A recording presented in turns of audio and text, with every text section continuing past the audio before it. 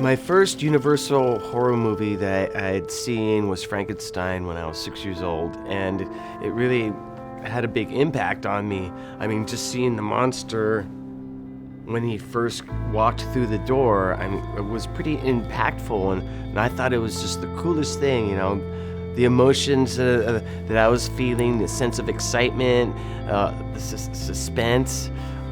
It was really, really different from a lot of the other types of movies I had been exposed to at that point. I eventually got to all the other classic Universal horror movies, and the obsession started.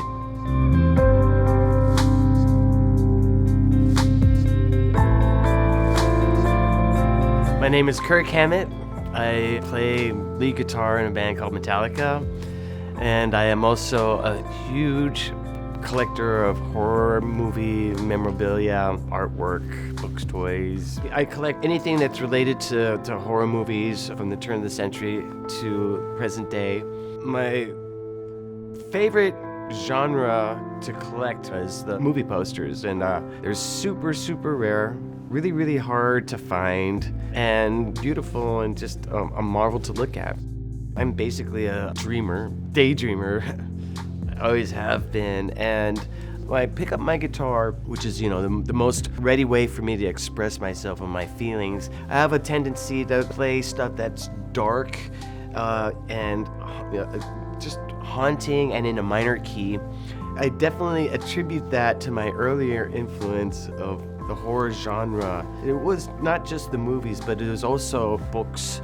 I was way into Edgar Allan Poe when I was a child. I also read a lot of monster magazines and a lot of horror comic books too. Basically, for the next 8-10 years or so, my whole life revolved around playing guitar and playing in a band and being a musician and making a living. But the second I got some disposable income, I went straight back to that comic shop and started buying a lot of old vintage comics that I'd wanted for a long time, was finally able to buy. And then all of a sudden, I had a collection, and I put it up on the shelf, and it looked great. And it just kind of snowballed.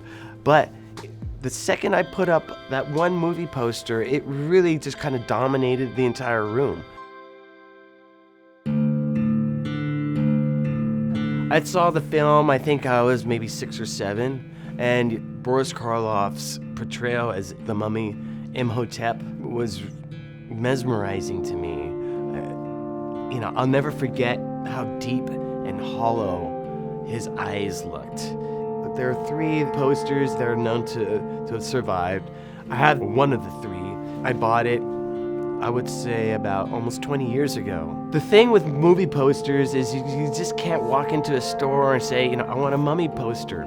They're discovered, they're found, and the reason why they're so rare is the classic line, no one thought they'd be of any value as time went on. They're just considered pieces of paper to advertise a movie, and so people didn't really even think about keeping them. The posters from the 20s up to about 1935, they're brilliant looking. They have a romantic quality to them.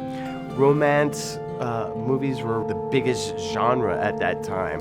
Basically, The Mummy is a love story wrapped up in a kind of horror theme, and so even the posters were designed around some sort of like a romantic sort of interlude or exchange. It's very interesting because Zita Johann, she looks like she's actually offering herself up to the mummy, but when you watch the movie, it's anything but that. Also, this style of poster, the way it's printed, it's called a stone lithography, which is a lost art. And what it is it's actual paint applied to pieces of stone and using it to print. And so that's why, if you look closely at that poster, it has texture. It has a stipulation.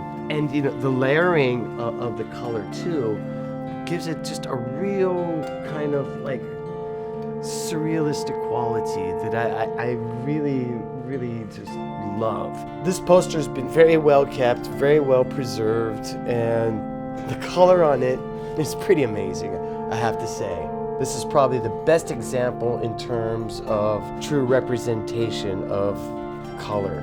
There's absolutely no reference whatsoever that the mummy is green other than this movie poster and lobby cards.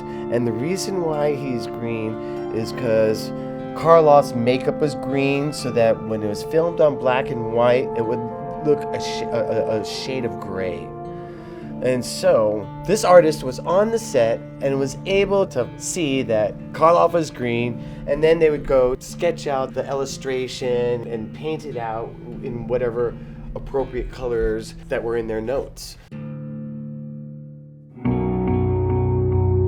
I think my appreciation for it grows when I see other people seeing the collection and getting a real kind of pleasure just observing it and getting something out of it.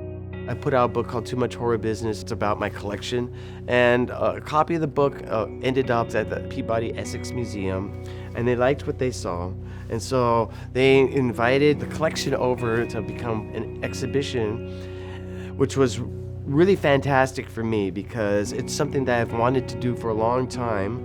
And also, it was the first major museum exhibition of movie posters. And so now it's moved to the Royal Ontario Museum in Toronto. It's going to be great because the museum looks like a huge haunted house. And I can't wait for it to be in there. To see these posters together, I mean, the synergy that they have when you see a whole wall of them is amazing. It's spectacular. It's like a flood of just art and sensation and just color, and it's amazing. For me, I get blown away.